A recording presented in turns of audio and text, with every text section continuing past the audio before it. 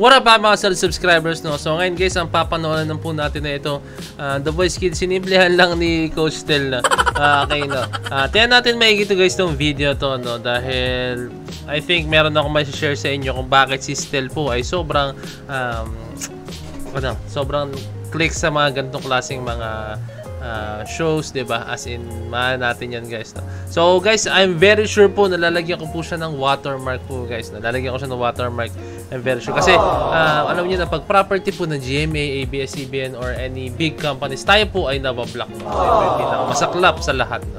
So ayan, kindly leave a like, subscribe, and kindly ring the notification bell din para alam niyo pag pinag-release ng bagong video. So without further ado, let's all watch this.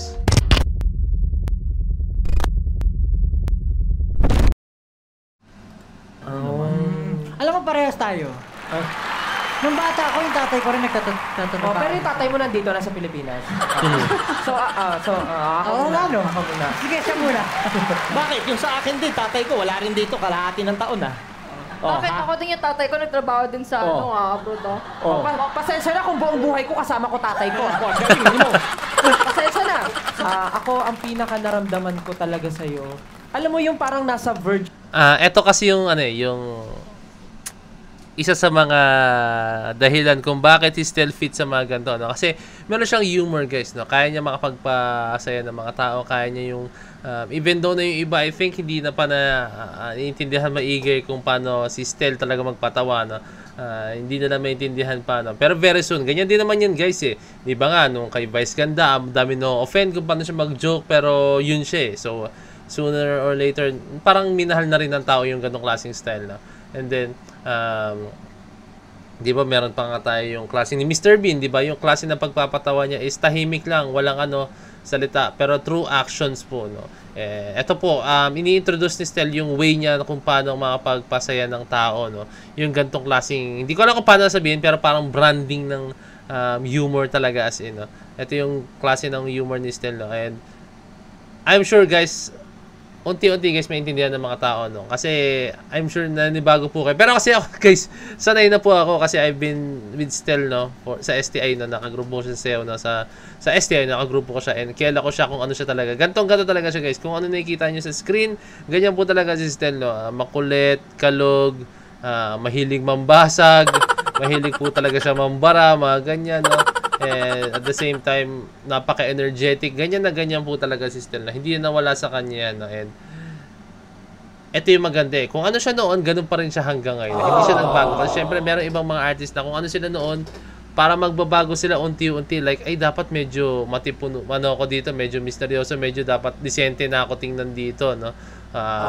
May mga ganung part. Pero si Stel, kung ano siya talaga noon, hindi siya nahihiyang ipakita kung ano siya before. And eto ko, komportable ako sa ganito, ba't ko pepekein? Shoutout kay Stel. Na ako nang iiyak, pero mas gusto kong i-appreciate yung boses ng pagkakakanta mo kasi sobrang pure, sobrang simple, pero alam mo yun, may kirot sa puso talaga. Hindi siya nahihirapan, feeling ko chill na chill ka, feeling ko kalmado kang nagper-perform dyan. Hebron, kanina gusto ko lang sabihin, pangalawa akong umikot. Parang nahimasmasan ako. Kasi alam mo naman, dito sa industry or sa era natin ngayon, social media era na tayo. Makikita natin ang daming magagaling na kumakanta, may mga riffs and runs. Pero nung nadinig kita kumanta, ang nadinig ko lang, sincerity and purity. Dun sa boss mo. Sobrang na-enjoy ko yung performance mo, Hebron. Hebron kasi Lebron. Abnormal to si Pablo. Kung sino man ang piliin mong coach, for sure matutulungan ka nila. Pero iba pag pumasok ka sa tropa ni Pablo. Ito na lang.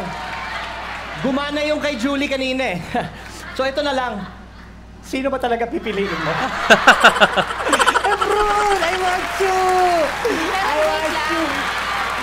It's really up to you kung sino ang pipili mo. Kung si Coach Billy, si Coach Pablo ba, o si Coach Stel. Sakit na. Lahat po kasi kayo magagaling eh. Hirap po pumili. Let's go, Hebron! Ang pipiliin ko pong coach ay si...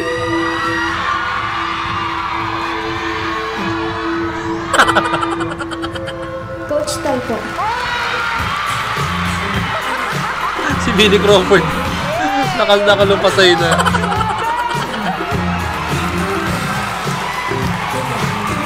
Hey!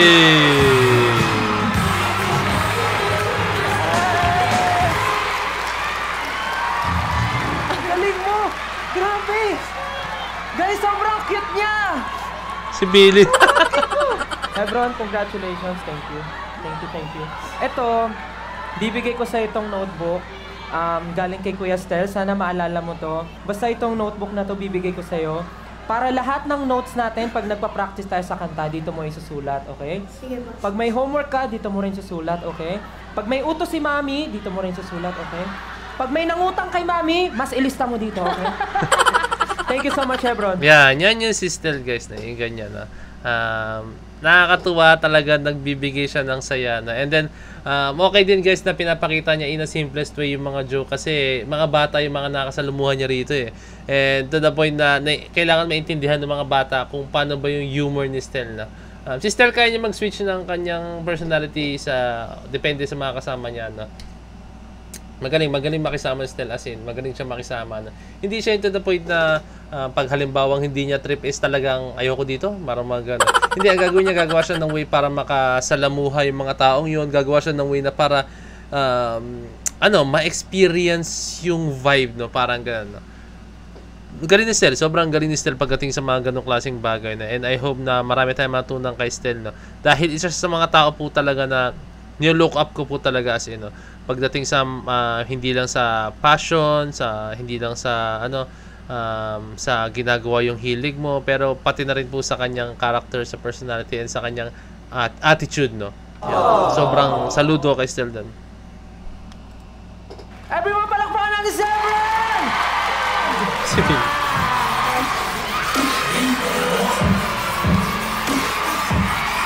Get.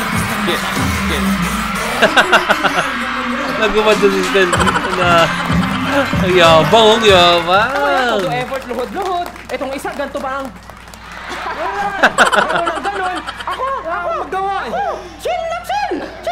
Pero ako yung pinili. Nalambot tuhod ko doon nung sinabi yung step. Ay, grabe. Napaka-cute ni Heb. Napaka-cute na napakagaling pa. Parang yung coach niya. Isa rin siya na gusto ko, guys, is kung paano i-absorb ng mga coaches yung kakulitan din ni Stel, no?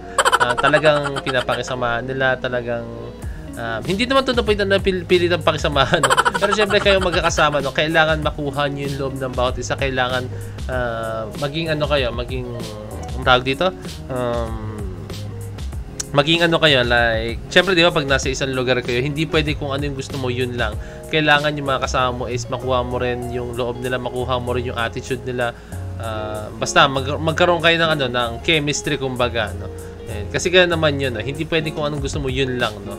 Pero ayun, doon kayo makabuild ng relationship, no. As in, like, ayun, kung paano po yung The Voice ngayon, sobrang successful dahil po sa mga coaches yan, no. Talagang pinakita nila na na pwedeng mangyari, no. Kasi aminan lahat, guys, no. Pero iba-iba talaga ang ugali ng tao, as in. Depende lang sa atin yan kung paano tayo may kasama, no.